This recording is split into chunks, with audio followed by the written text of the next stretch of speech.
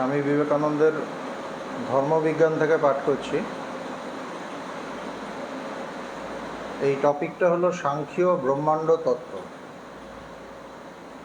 এখানে বিজ্ঞান এবং আধ্যাত্মিকতা দুটো মিলিয়ে স্বামীজি কথা বলছেন।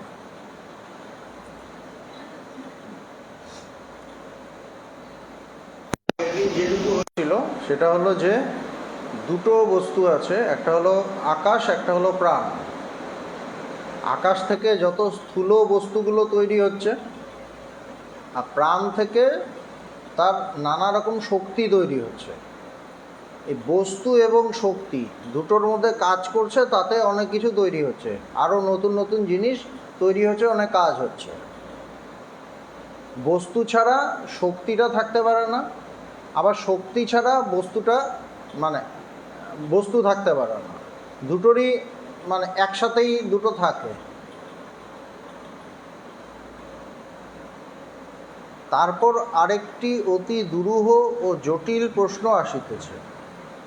কয়েকজন ইউরোপীয় দার্শনিক বলিয়াছেন, আমি আছি বলিয়াই এই জগৎ আছে, এবং আমি যদি না থাকি তবে এই জগৎও থাকিবে না। বলছে নতুন আরেকটা প্রশ্ন আসছে। কেউ কেউ বলে যে আমি আছি বলেই জগৎ আছে, আমি না থাকলে জগৎ থাকবে না, এরকমও কেউ কেউ বলে।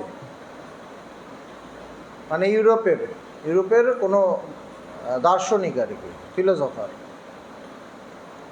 কখনো কখনো ওই কথা এইভাবে প্রকাশ করা হইয়া থাকে, যদি জগতে সকল লোক মরিয়া যায়, মনুষ্য জাতীয় যদি আর না থাকে, অনুভূতি ও বুদ্ধিশক্তি সম্পন্ন কোনো প্রাণী যদি না থাকে, তবেই জগৎ প্রপঞ্চও আর থাকিবে না। বলছে সবাই যদি মরে যায়, কোনো প্রাণী নেই, তো তাদের যে বুদ্ধিটা সেটাও নেই, জন্তু জানোয়ার কিছুই নেই, বলছে তাইলে জগৎও থাকবে না। কেউ কেউ এটা বলে। এ কথা অসম্ভব বলিয়া বোধ হইতে পারে, কিন্তু ক্রমে আমরা স্পষ্টই দেখিব যে ইহা প্রমাণ করা যাইতে পারে। বলছে এটা শুনতে অসম্ভব মনে হয়, কিন্তু স্বামীজি বলছেন যে এইটাকে প্রমাণ করা যেতে পারে। এটা পরে তিনি দেখাবেন আর কি। প্রমাণ মানে যুক্তি দিয়ে বোঝাবেন। কিন্তু ওই ইউরোপীয় দার্শনিকগণ এই তত্ত্বটি জানিলেও মনোবিজ্ঞান অনুসারে ইহা ব্যাখ্যা করিতে পারেন না। তাহারা এই তত্ত্বের আভাস মাত্র পাইয়াছে। বলছে এই যে তত্ত্ব, যেটা বলা হলো যে আমি যদি না থাকি জগৎ থাকবে না, এই যে তত্ত্বটা, তো এইটা বলছে ইউরোপীয় যে দার্শনিকরা আছে তারা এটা বলে, কেউ কেউ বলে তার আভাস পেয়েছে, কিন্তু ঠিক ব্যাখ্যা করতে পারে না। কেন পারে না? তারা ওই আধ্যাত্মিকতার গভীরতায় পৌঁছায়নি, যেখানে এইটা অনুভব করা যায় আমি আছি তো জগৎ আছে, এই অনুভব সেই জায়গায় পৌঁছালে করা যায়, সেই জায়গায় তারা পৌঁছায়নি। এই জন্য বলছে তাহারা এই তত্ত্বের আভাস মাত্র পাইয়াছে, আভাসটা পেয়েছে, ঠিকমতো তারা পায়নি। প্রথমত আমরা এই প্রাচীন মনস্তত্ত্ববিদগণের আরেকটি সিদ্ধান্ত লইয়া আলোচনা করিব। উহাও একটু অদ্ভুত ধরনের। বলছে যে আমাদের ভারতীয় দর্শনে আরেকটা জিনিস নিয়ে আলোচনা করব, স্বামীজি বলছে এই টপিকটাও একটু অদ্ভুত। কীরকম? বলছে উহাও একটু অদ্ভুত রকমের। তাহা এই যে স্থূলভূতগুলি সূক্ষ্মভূত হইতে উৎপন্ন। এই যে পঞ্চভূত, ভূত মানে ভূত প্রেত নয়, পঞ্চভূত মানে আকাশ, তারপর বায়ু, তারপর অগ্নি বা তেজ, তারপর জল, তারপর পৃথিবী। এই পঞ্চভূতে এই বিশ্বব্রহ্মাণ্ড রচিত হয়েছে। এই পাঁচটা এলিমেন্ট দিয়ে এই বিশ্বব্রহ্মাণ্ড, এটা বলা হয় পঞ্চভূত। এইবার আমাদের ভারতীয় দর্শনে বলে এই যে পঞ্চভূত যেগুলো আমরা দেখছি সেটা হলো স্থূলভূত, স্থূল পঞ্চভূত। এইগুলো কোত্থেকে তৈরি হয়? বলছে এটা কোত্থেকে তৈরি হয়? বলছে পাঁচটা সূক্ষ্মভূত আছে, তারও সূক্ষ্ম আছে, সেইটা দিয়ে পঞ্চ সূক্ষ্মভূত থেকে পঞ্চ স্থূলভূত তৈরি হয়। বোঝা যাচ্ছে? সেটার তারা অনেক কিছু মানে হিসেব টিসেব করে দিয়েছেন। এগুলো আরও মানে বেদান্তের কঠিন কঠিন যে বইগুলো আছে, যেমন সরল পঞ্চদশী, সেগুলোতে এইসব বলা আছে, বা সাংখ্যেও হয়তো আছে, পরের দিকে হয়তো আছে, যে সূক্ষ্মভূত থেকে স্থূলভূত আসে। তো হচ্ছে তাহা এই যে স্থূলভূতগুলি সূক্ষ্মভূত হইতে উৎপন্ন, যাহা কিছু স্থূল তাহাই কতগুলি সূক্ষ্ম বস্তুর সমবায়। যেটা স্থূল, যেমন মাটি বলছে এটা সূক্ষ্ম যে 5টা ভূত আছে, পঞ্চভূত, সেটার একটা সমবায় হলো এই স্থূল মাটি, পৃথিবী আর কি। এরকম 5টা ভূত আছে, তো পঞ্চভূত আছে স্থূল, সেগুলো আবার সূক্ষ্ম পঞ্চভূত দিয়ে তৈরি। ঠিক আছে?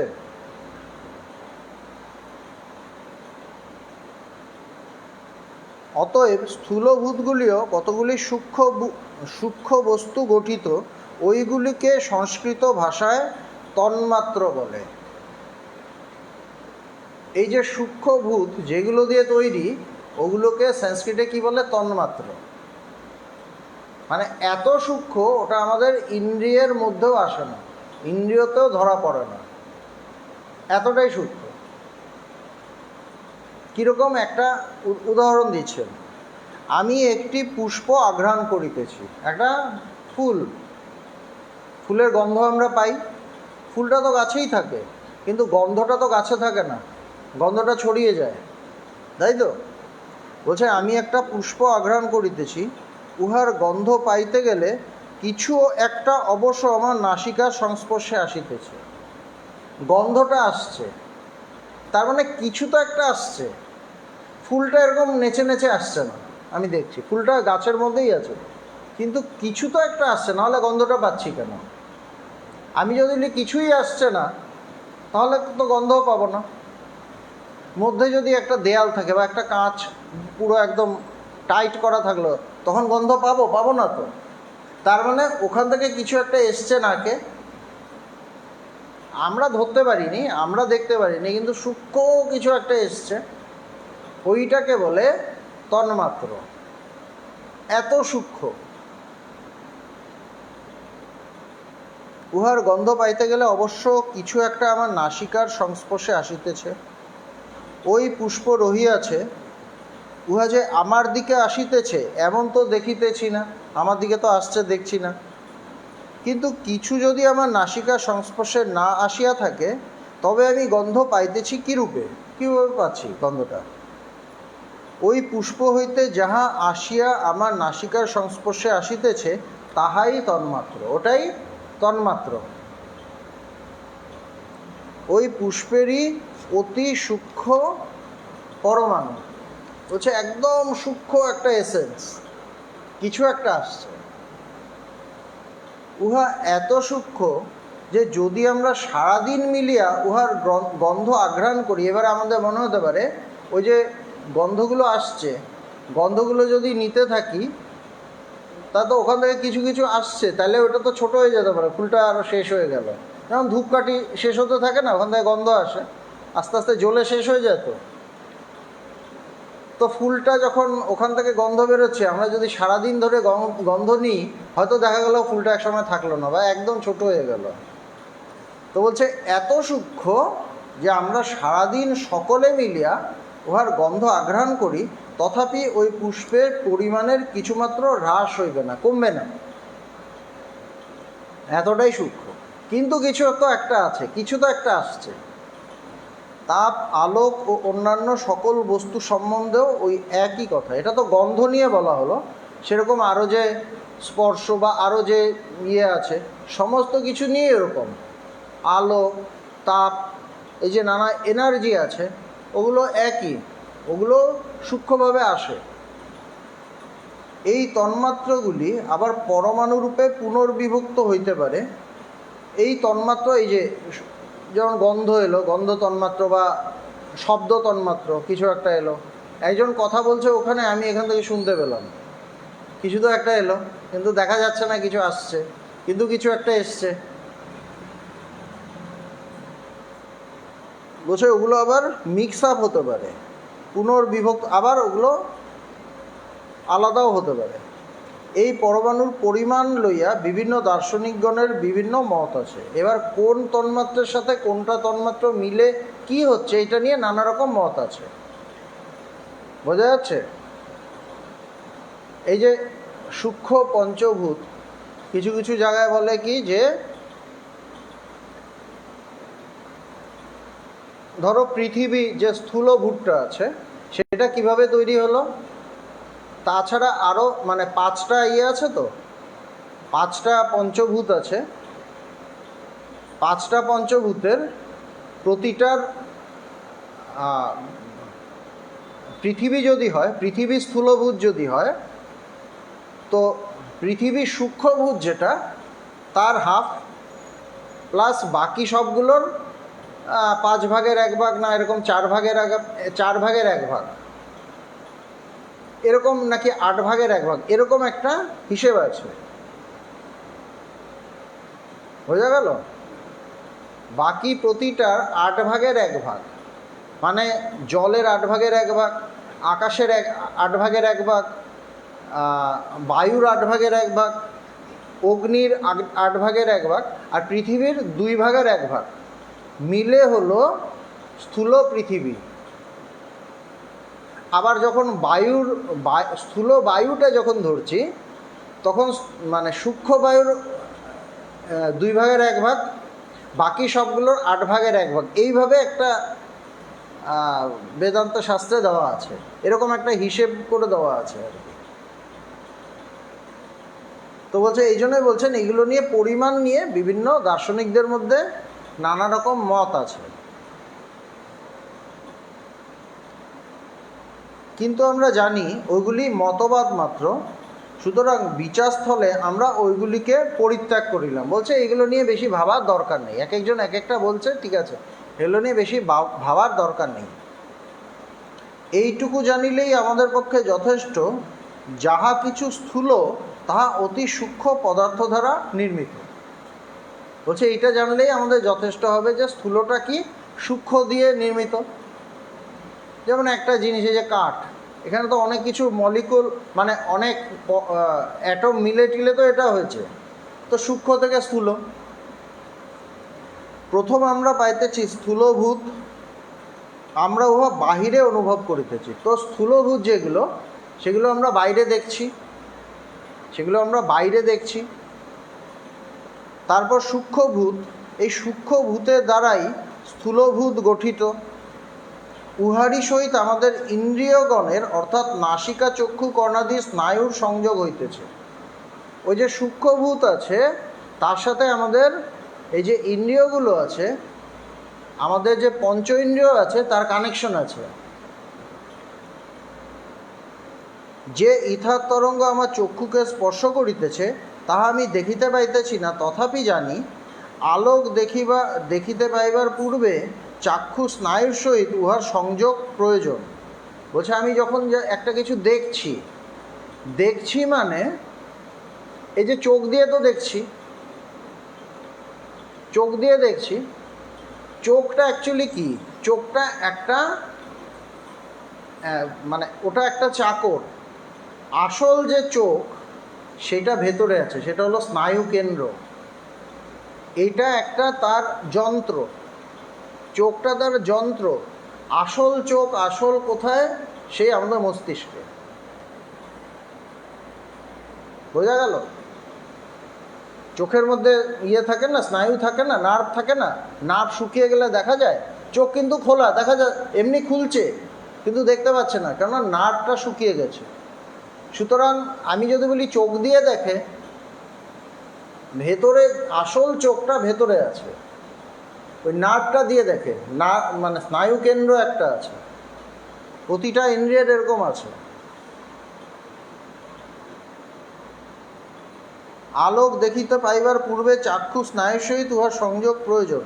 শ্রবণ সম্বন্ধেও তদ্রূপ। শুনছি, সেখানেও একই। কানটা একটা বাইরের একটা যন্ত্র, আসল শুনছে কিন্তু ভেতরে।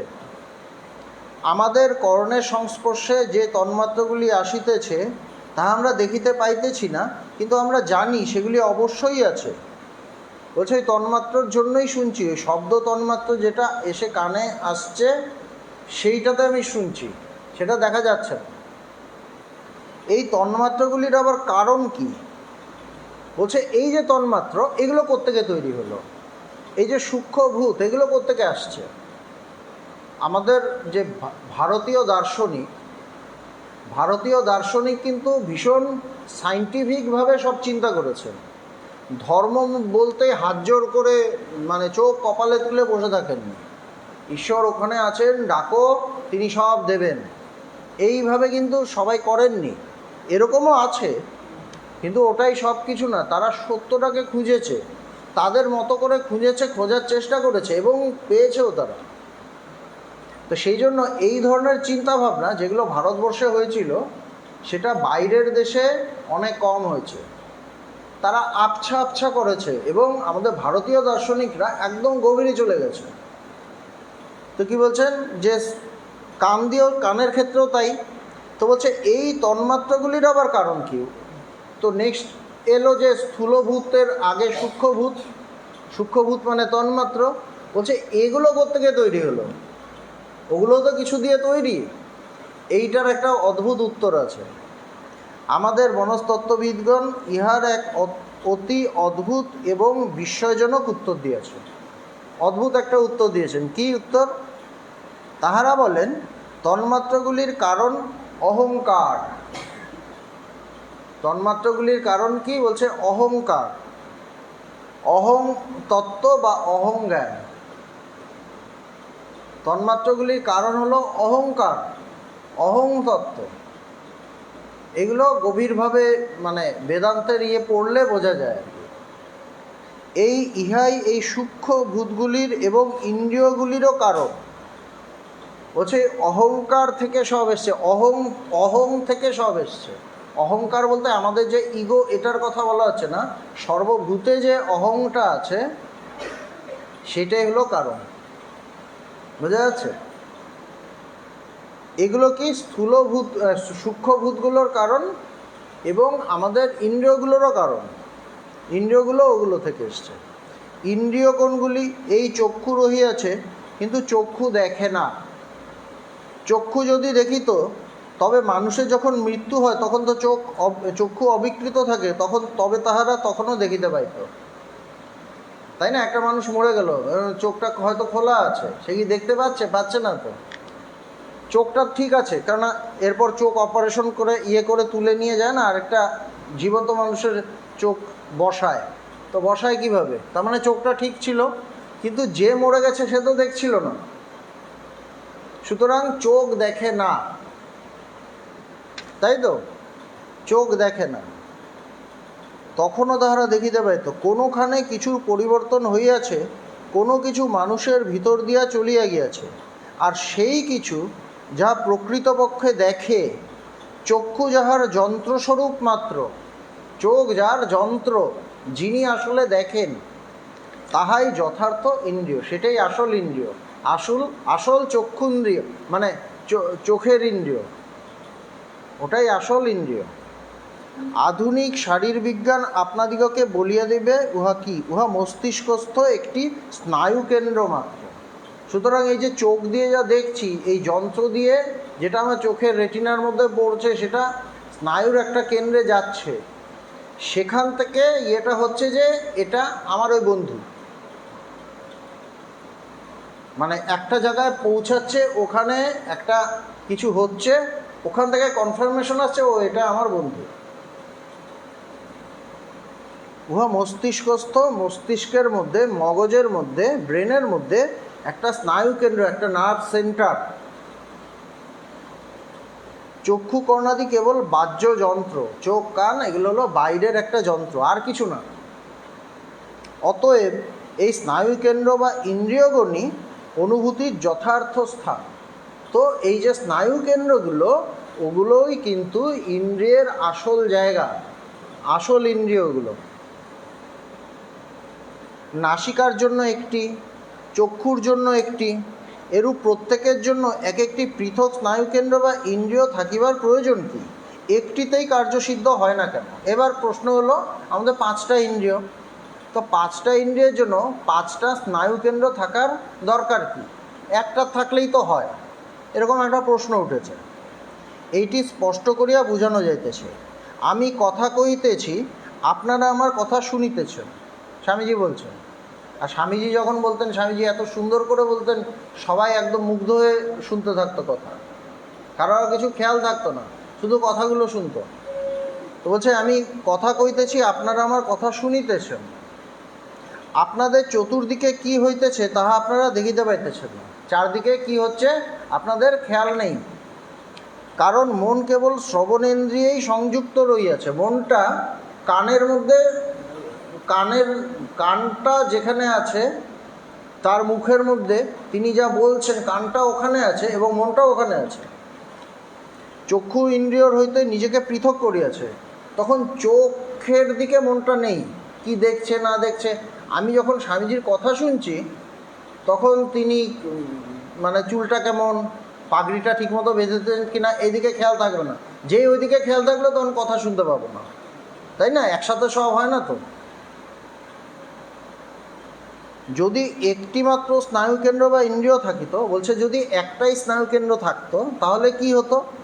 তবে মনকে একই সময়ে দেখিতে শুনিতে আঘ্রাণ করিতে হইতো, তাহলে একসাথে সব করতে হতো, তাই না? চোখে তো কিছু একটা পড়ছে, কানে কিছু একটা আসছে, তারপর কোনো একটা গন্ধও আসছে, সব একসাথে কিন্তু আমরা করতে পারি না, নিতে পারি না। একটা করতে যাই একটা কম পড়ে যায়, এরকমই তো হয় মেনলি। আর উহার পক্ষে একই সময়ে এই 3টি কার্য করা অসম্ভব হইতো। একটাই যদি স্নায়ুকেন্দ্র থাকতো, তাকেই যদি সব একসাথে করতে হতো, তাহলে একসাথে সব আমার কাছে আসতো, তখন স্নায়ুকেন্দ্রের পক্ষে একটা খুব চাপ পড়ে যেত, একটাই যদি থাকতো। অতএব প্রত্যেকটির জন্য পৃথক পৃথক স্নায়ুকেন্দ্রের প্রয়োজন। তো সুতরাং যতগুলো ইন্দ্রিয় আছে ততগুলো স্নায়ু, নার্ভ সেন্টারের দরকার আছে।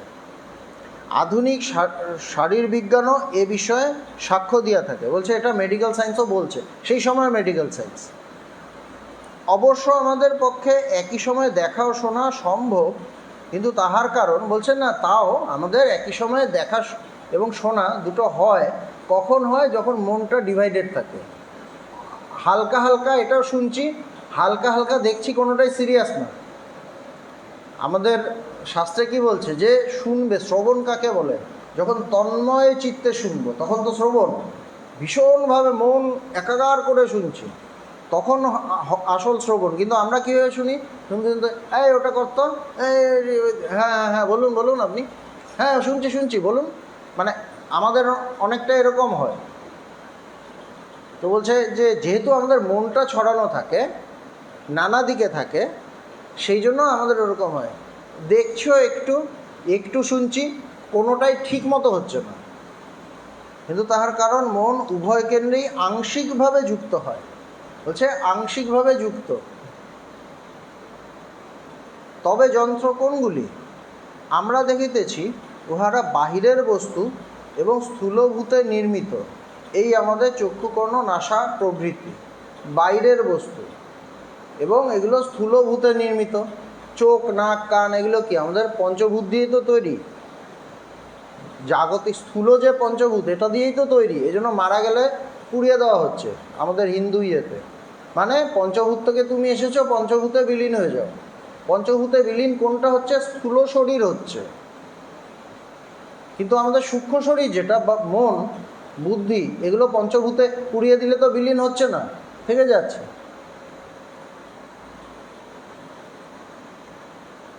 চক্ষু, কর্ণ, নাসিকা এগুলো স্থূলভূতে নির্মিত। আর এই স্নায়ুকেন্দ্রগুলি কিসে নির্মিত? এই যে স্নায়ুকেন্দ্র মস্তিষ্কে বা এই যে মনের মধ্যে যেগুলো আছে, সেটা কিসে নির্মিত?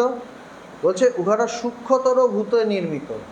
সূক্ষ্মভূত, যেগুলো স্থূল ইয়েতে অতটা ধরা পড়ছে না। আমরা দেখিতেছি ওরা বাইরের সূক্ষ্মতর ভূতে নির্মিত। যেহেতু উহারা অনুভূতির কেন্দ্রস্বরূপ, সেই জন্য উহারা ভিতরের জিনিস। যেহেতু ওগুলো দিয়ে অনুভবের কেন্দ্র, ওগুলো দিয়ে আমরা অনুভব করছি। এই জগতের 5 রকমভাবে আমি তো জগৎটাকে গ্রহণ করি। শুনে গ্রহণ করি, দেখে গ্রহণ করি, তারপর সুখে গ্রহণ করি ঘ্রাণ নিয়ে, এরকম 5 স্পর্শে গ্রহণ করি, 5 ভাবে গ্রহণ করি। তো 5টা স্নায়ুকেন্দ্রই ভেতরে আছে, 5টা ইন্দ্রিয় স্নায়ুকেন্দ্রই ভেতরে আছে। ওগুলো সূক্ষ্ম ভূতে নির্মিত। যেমন প্রাণকে ওগুলো ভিতরের জিনিস। যেমন প্রাণকে বিভিন্ন স্থূল শক্তিতে পরিণত করিবার জন্য এই দেহ স্থূলভূতে গঠিত হইয়াছে, তেমনি এই শরীরের পশ্চাতে যে স্নায়ুকেন্দ্রসমূহ রইয়াছে, তাহারাও প্রাণকে সূক্ষ্ম অনুভূতির শক্তিতে পরিণত করিবার জন্য সূক্ষ্মতর উপাদানে নির্মিত। প্রাণ দুরকমভাবে কাজ করছে। একটা স্থূল শরীরে কাজ করছে, শরীরের মধ্যে নানা রকম শক্তি আছে, সেইভাবে কাজ করছে। আর একটা একদম সূক্ষ্ম অনুভবের জন্য কাজ করছে, দুরকমভাবে কাজ করছে। বলছে এই যেমন প্রাণকে বিভিন্ন স্থূল শক্তিতে পরিণত করিবার জন্য এই দেহ স্থূলভূতে গঠিত হইয়াছে, স্থূল শক্তি সেখানে স্থূলভূত। তেমনি এই শরীরের পশ্চাতে যে স্নায়ুকেন্দ্রসমূহ আছে, এই যে নার্ভ সেন্টারগুলো আছে সূক্ষ্ম, সেখানে প্রাণকে সূক্ষ্ম অনুভূতির শক্তিতে পরিণত করিবার জন্য ওই অনুভবগুলো তো ওই নার্ভ সেন্টারগুলো থেকে হচ্ছে, সেখানে সূক্ষ্মতর উপাদানে নির্মিত প্রাণও সেখানে সূক্ষ্ম। কেন আমি বললাম না, একটা হলো বস্তু আর একটা হলো এনার্জি, একটা হলো বস্তু, একটা হলো প্রাণ শক্তি। দুটো নিয়েই তো সব, সেটার স্থূল রূপ, সেটার সূক্ষ্ম রূপ, দুটোই আছে। এই সমুদয় ইন্দ্রিয় এবং অন্তঃকরণের সমষ্টিকে একত্রে, এই যে সূক্ষ্মতর ইন্দ্রিয় যেগুলো বলছে, এই সমুদয় ইন্দ্রিয় এবং অন্তঃকরণ এবং আমাদের যে মন অন্তঃকরণ, তার সমষ্টিকে একত্রে সূক্ষ্ম শরীর বলে। সেটাই সূক্ষ্ম শরীর।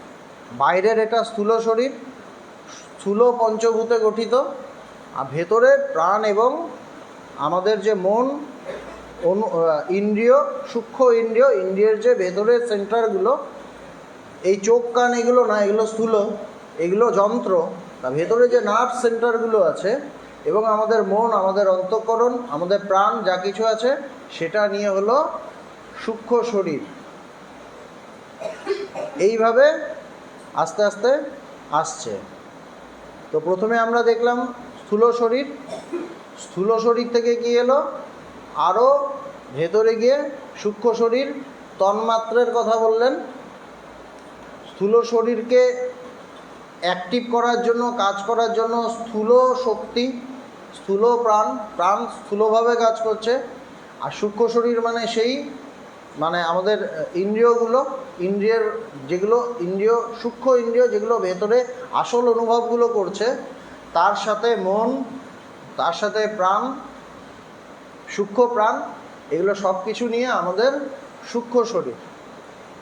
আরও গভীর পরের দিন আমরা দেখব, আরও গভীরে আছে, তারও কারণ, এইভাবে স্থূল সূক্ষ্ম কারণ মহাকারণ।